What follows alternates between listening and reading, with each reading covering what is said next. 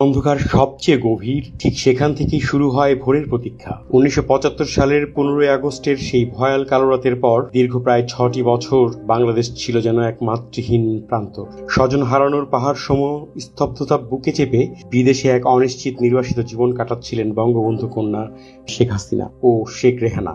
কিন্তু ইতিহাস কাউকে শূন্য হাতে ফেরায় না। প্রবাসে থাকাকালীনই ১৯৮১ সালের ১৪ থেকে ১৬ ফেব্রুয়ারি অনুষ্ঠিত আওয়ামী লীগের জাতীয় সম্মেলনে সকলের অবিসংবাদিত সিদ্ধান্তে দলের সভাপতি নির্বাচিত হন শেখ হাসিনা। দেশ তখনও সামরিক শাসনের জাতাকলে পিষ্ট, কিন্তু বাংলার আকাশ বাতাস যেন তার কন্যার অপেক্ষায় প্রহর গুনছিল।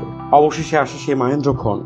১৯৮১ সালের ১৭ই মে বিকাল 4:30 ইন্ডিয়ান এয়ারলাইন্সের একটি উড়োজাহাজে করে ভারতের নয়াদিল্লি থেকে কলকাতা হয়ে তৎকালীন ঢাকা কুর্মিটোলা বিমানবন্দরে অবতরণ করেন শেখ হাসিনা। সেদিন বাংলার প্রকৃতিতে ছিল তুমুল ঝড় বৃষ্টি, যেন প্রকৃতিও তার দীর্ঘদিনের কান্না ধুয়ে মুছে স্বাগত জানাচ্ছিল তাকে।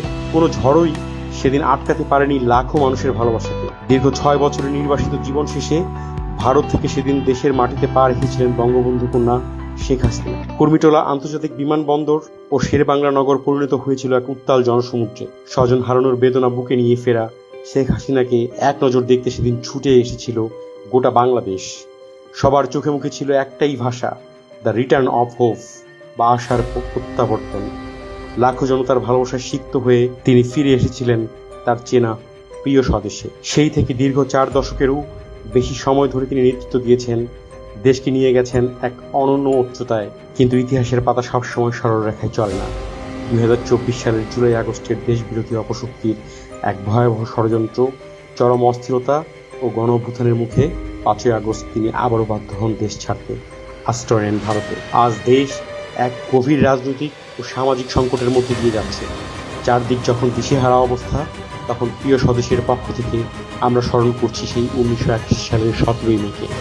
আমরা বিশ্বাস করি, মেঘের আড়ালে যেমন সূর্য হাসে, ঠিক তেমনই এই চরম সংকটের মুহূর্তেও বাংলার আকাশে আবারও উঠবে নতুন সূর্য।